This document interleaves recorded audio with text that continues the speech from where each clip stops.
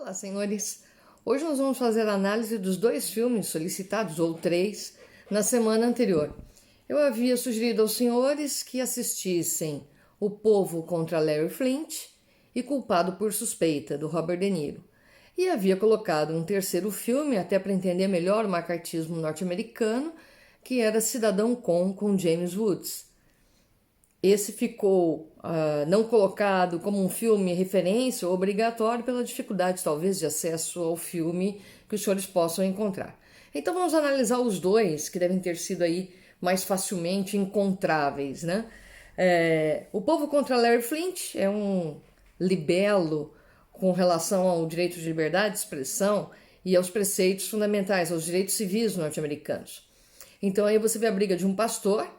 O Larry Flint ganha em 1988 na Corte Suprema norte-americana, mas ele era o empresário dono da Hustler, uma revista pornográfica, e aí ele ganha o direito de manter a sua revista e de manter suas publicações, porque não deixa de ser um direito, uma liberdade de expressão. Então a gente vê toda a luta dentro de um tribunal para a manutenção de um direito civil. Os direitos, vira e mexe, eles são sempre contestados. O direito, ele existe, você tem o direito à liberdade de expressão, mas pode acontecer que em determinada situação, seja política, seja ideológica, esse direito venha a ser questionado com relação à sua extensão. E aí é que cabem essas discussões que são travadas nos tribunais. E aqui a gente viu uma interpretação magistral do Woody Harrelson, exatamente tentando comprovar que não, esse é um direito dele e também de quem adquire as revistas. Isso não tem nada a ver, se o povo não gosta, não adquira. Ele não está obrigando ninguém a adquirir aquela revista ou a usufruir daquele entretenimento que ele fornece, mas ninguém poderia obrigá-lo a não fornecer, porque esse é um direito dele. Então a gente sempre encontra esses laivos ou essas nuances em que alguns tentam estabelecer limites aos direitos, né? Se é um direito fundamental, e isso fica muito bem demonstrado, e no filme a gente vê toda a militância do Flint, que prefere ser preso, porque até ameaças são feitas, o senhor vai ficar preso, não vou, então tudo bem, me prenda, mas eu vou recorrer, não vou abrir mão ou transigir com essa liberdade que é minha.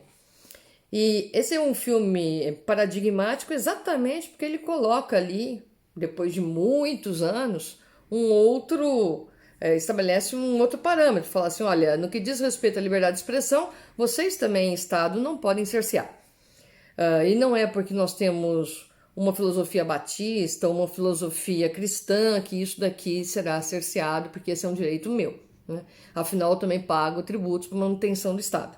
Eu não estou obrigando ninguém a comprar essas revistas. O senhor não pode obrigar ninguém ou me proibir de fazê-las. É essa a ideia do Povo contra Larry Flint, por isso que ele é um filme muito assistido no âmbito do direito civil e dos direitos humanos, não por se tratar de um direito humano especial, mas sim por se tratar do seu direito à liberdade de expressão, a colocar até aquilo que é besteira, né? Ou aquilo que você não acha correto no ar e, eventualmente, ser responsabilizado por isso, mas não proibir. Gente, existe uma diferença entre censura e classificação. Vamos lá. Censura, eu proíbo. Eu quero ter a liberdade de verificar o que é antes e eu proíbo. Então, nem vai chegar ao público.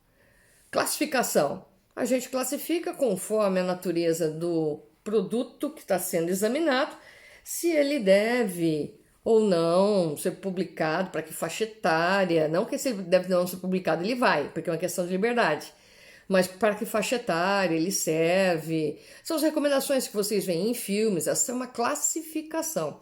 Ninguém está proibindo que o filme passe ou que ele seja feito, que aí você teria a censura. Eu estou chamando a atenção porque no Brasil essas palavras são usadas de forma equívocas, talvez propositadamente. Censura, não. Classificação, sim. Por que não? Nós temos crianças ou vocês vão ignorar as crianças? Nós temos crianças, tem horário para passar tudo. Nós temos 4 fusos horários no Brasil. Como é que você me passa as coisas às 6 horas da tarde, achando que são 8?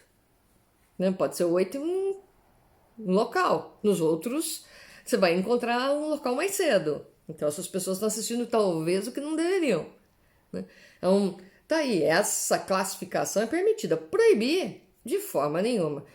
Quem batalhou por isso nos Estados Unidos foi Larry Flynt, da Hustler, muito combatido. E olha, muita gente ficou acompanhando esse processo que acabou em 88 na Suprema Corte, mas verificando aí o que ele conseguiria ganhar ou não, e independentemente disso, cada estado da federação continua indo atrás, né? Foi uma briga muito grande, do tipo, aqui no Alabama é proibido, mas não é bem assim. Então aí tinha que invocar o precedente. E esse tipo de enfrentamento, essa militância, portanto, ele exerceu na vida dele como um todo. Então é muito curioso que você pode até moralmente questionar o produto que ele punha à venda, mas você tem que render tributos à luta que ele fez para a manutenção de um direito, né? Pode não ser o melhor dos seus sonhos, mas essa foi uma verdade. Culpado por Suspeita, um filme belíssimo, se os senhores assistiram, com Robert De Niro. Ele mistura, tá, gente, fatos com ficções.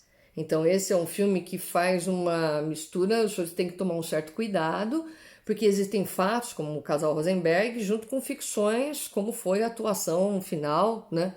Aqueles grandes discursos em que você, na verdade, vê uma sociedade de espetáculo, né? Um julgamento de espetáculo muito mais interessado aí em assolar, em provocar a opinião pública e talvez agradá-la, do que propriamente achar qual era a verdade subjacente. Muito ao contrário, você já tem uma série de pré-narrativas postas, ou seja, é hora de se fazer delação premiada. Você quer se livrar disso? Você dede quais são os atores ou atrizes ou as pessoas, os literatos que estão envolvidos nessa pregação ideológica anti-americana. O macartismo era a preocupação contra o anti-americanismo, né? Então eles diziam, não era bem o comunismo, isso daí veio depois, tá? O macartismo era a preocupação com as condutas anti-americanas. Então começou uma história de delação, é muito curioso, né? Porque isso foi na década de 50, eles tinham acabado de ganhar a guerra e começa uma conduta lá dentro de caça às bruxas, de vamos saber quem é, quem não é e já proibir. Então muita gente perdeu oportunidade de emprego, muita gente foi cerceada da sua liberdade, não recebeu convites, não conseguiu atuar, não conseguiu produzir. Para produzir tinha que fazer uma série de favores e concessões.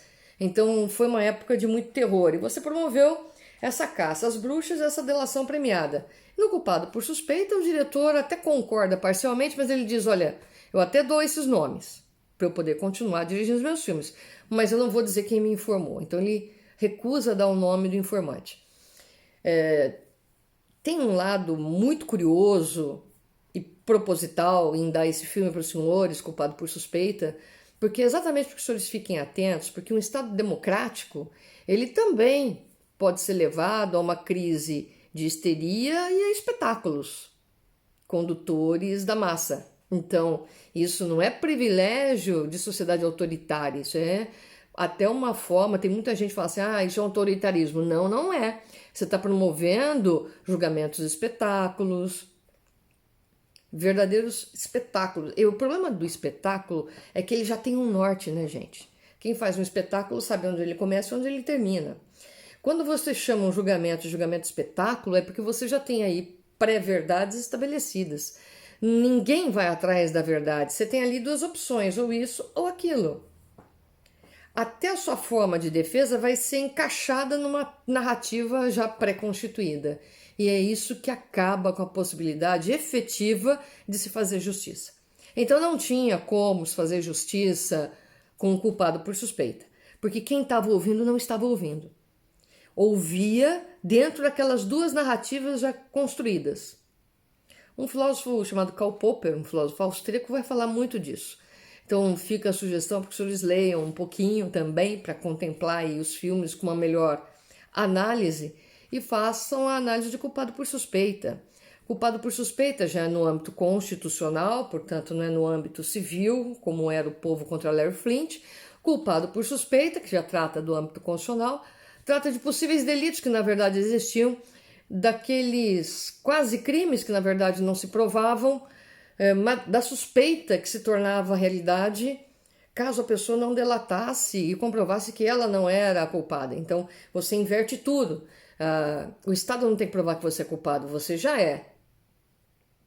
O Estado ele não tem que fazer prova de qualquer envolvimento anti-americano. Isso já é quase pressuposto, porque outras pessoas falaram. Tá, outras pessoas falaram e provaram? Não, isso daí não precisa.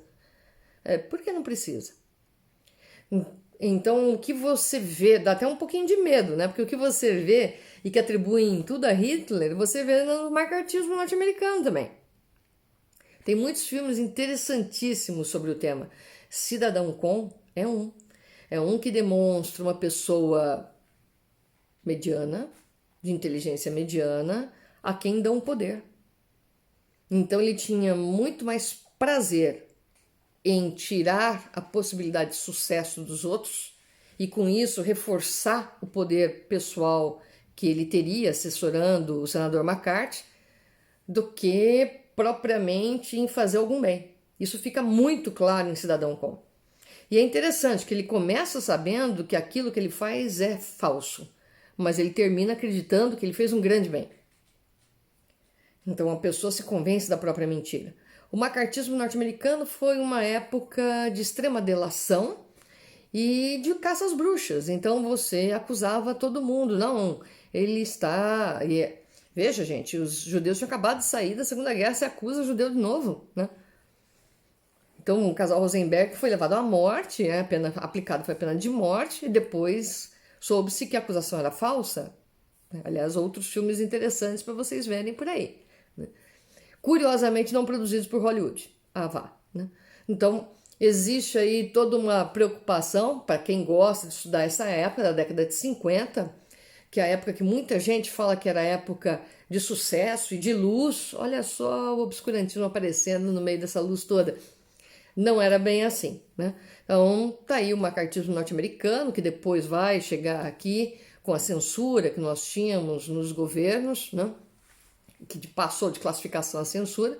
Depois, com a República, volta de censura para classificação, o que você tem hoje é classificação. Eu acho muito engraçado que muita gente chama de censura, né? Censura é proibição. Você ainda tem proibições, isso daí não vai circular. Aí fica mais complicado, né? Mas isso fica apenas para reflexão dos senhores. O exercício da defesa dos direitos individuais e sociais não é coisa fácil. Não é para poucos nem para fracos. Sejam os advogados envolvidos, sejam os clientes, né? E as vítimas envolvidas. Os discursos finais de culpado por suspeita dão a exata noção da sociedade do espetáculo e são perfeitos. As brigas no julgamento de Larry Flynt também dão uma exata noção do quanto você tem de pressão nessa esfera. Então, fica aí uma análise e ainda com um bonuzinho para quem assistiu o Cidadão Kane, do excelente trabalho de James Woods encarnando esse personagem. Bom, para a próxima semana a gente vai se divertir um pouquinho. Agora a gente se diverte, vai ser assim. Depois a gente volta de novo para a esfera criminal, uma coisa um pouco mais densa. Depois a gente vai para a ficção científica. A gente vai misturar gêneros daqui para frente, né? Porque vamos eliminar um pouco e dar risada. Para dar risada, eu indico 2 filmes. Um eu gosto mais do que o outro, óbvio, cada um de nós tem essa seleção individual. Mas fica aí Legalmente Loira, com uma série de pré-conceitos, né? E já tratando de um tema mais interessante, no sentido ou mais próximo dos senhores, que são os preconceitos jogados para cima dos alunos, daqueles que fazem a faculdade, o que eles devem ser, o que eles devem ter ou não, né? Num trabalho que não seria outro se não fosse a Reese Witherspoon, fazendo aí a Legalmente Loira. E o outro filme que é uma delícia, esse é para você assistir de novo, chorar de rir, é Meu Primo Vini. Meu Primo Vini é com Joey Pesci e Marisa Tomei. É fantástico. Esse filme é fantástico. É aquele advogado que ninguém acredita, né? Nem ele. Então é muito divertido, com aquele juiz, com aquele estereótipo de um juiz mandão que não dá um sorriso. Vocês vão rachar de rir, se divertir, mas vão ter que pensar o que eles têm em comum, esses 2 filmes que ficam para a próxima semana. Senhores, fiquem bem, Cuidem-se e abraços virtuais a todos. Até o próximo encontro.